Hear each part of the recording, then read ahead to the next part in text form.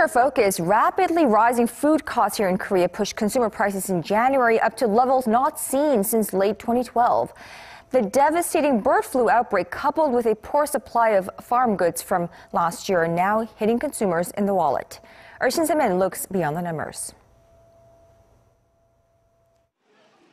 Korea's consumer prices rose by 2% on year in January.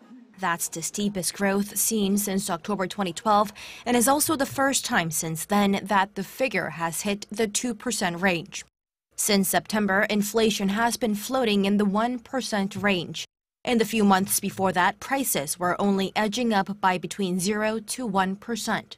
Compared to the month before, the index for January is up 0.9%. Statistics Korea says the hike in the consumer price index comes on the back of a sharp increase in food prices. The statistics agency says rising prices of farm products like fresh fruit and other agricultural goods drove up the consumer price index. Fresh fruit and vegetable prices soared 12% last month from a year ago due to a supply shortage caused by the prolonged heat wave and a typhoon that hit the nation last summer. Livestock products spiked 9.5% on year after Korea was hit by its worst ever bird flu outbreak, a crisis that triggered the culling of millions of chickens and ducks in a period of just 2 months. As a result, egg prices skyrocketed by nearly 62% on year last month. Beef prices jumped by slightly under 5%.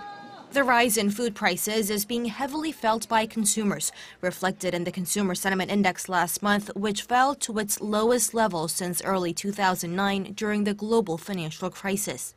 Core inflation, which excludes volatile oil and food prices, rose at a slower pace at 1.5% compared to the year before.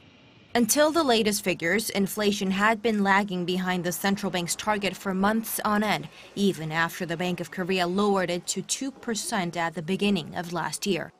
Shin Se-min, Arirang News.